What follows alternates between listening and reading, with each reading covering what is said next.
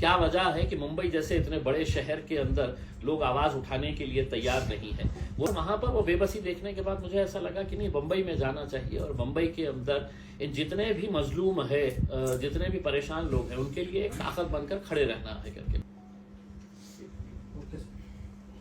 देखिए, बहुत सारे लोग ये सवाल कर रहे हैं कि इम्तियाज जलील मुंबई से क्यों लड़ना चाहते हैं करके।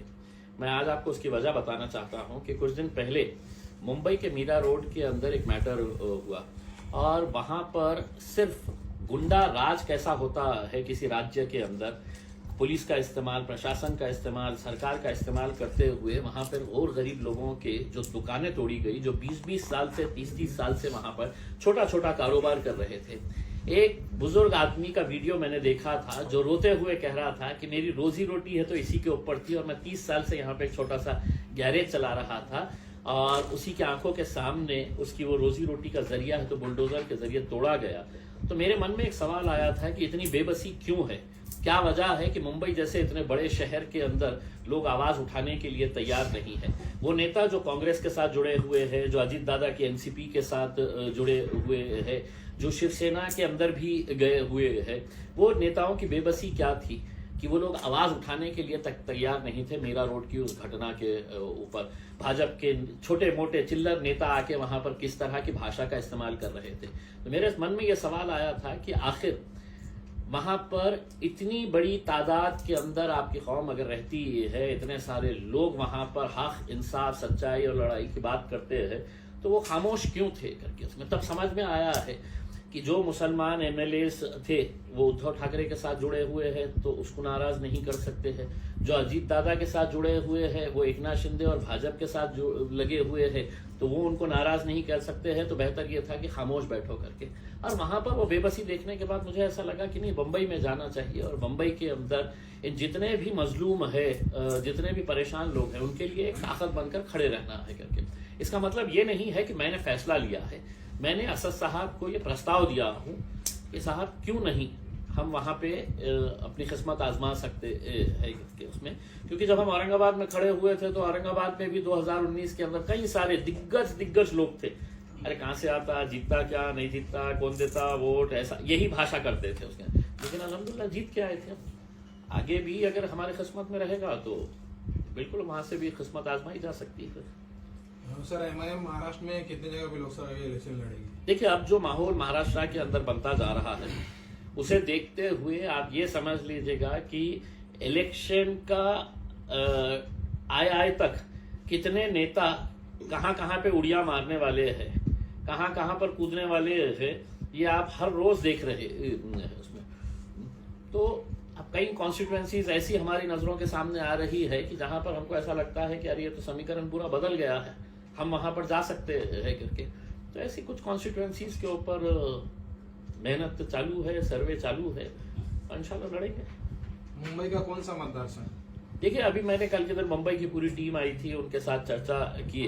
अब उनके अंदर ये आपस में खींचमतानी चल रही है कि नहीं साहब ये कॉन्स्टिट्यूएंसी से लड़ना, कोई कहता कि नहीं साहब मेरी कॉन्स्टिट्यूएंसी से लड़ना चाहिए करके उसमें।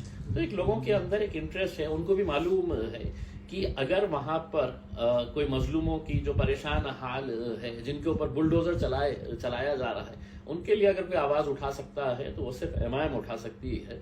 इस वजह से उनके अंदर भी एक नया जोश उमंग पैदा हुआ है। लेकिन ये सब इस बात के ऊपर निर्भर करेगा कि बैरिस्टर असदुद्दीन अवैसी साहब क्या फैसला लेते हैं। अगर वो कहेंगे कि नहीं इम्तियाज औरंगाबाद से नहीं, तुमको नांदेड़ से लड़ना है, तुमको धुलिया से लड़ना है, मालेगांव से लड़ने का है, तो हम आ जाएंगे उसके। अगर उन्होंने कहा कि नहीं औरंगाबाद ही तुम्हारी जमीन है, यहीं से लड़ना है, तो औरंगाबाद से लड़ेंगे। बीजेपी के डर से 35 साल से सेक्युलर नेता पार्टी छोड़ के जा रहे हैं, क्या कहेंगे आप इसके? देखिए, ये एक फैक्ट है कि बीजेपी अपने आप को पार्टी विद डिफरेंस कहती थी, लेकिन बीजेपी के जैसी घटिया राजनीति मेरे हिसाब से हिंदुस्तान में पिछले 75 सालों के अंदर किसी ने नहीं किया है कि साम दाम दंड हर चीज का इस्तेमाल करके हमको सत्ता में कैसा आने का है दोबारा। ये सब हथकंडे इसके लिए अपनाए जा रहे हैं। और जितने लीडर्स उनके साथ ज्वाइन हुए हैं, जितने लीडर्स, वो पूरे के पूरे कहीं ना कहीं भ्रष्टाचार के अंदर लिप्त है।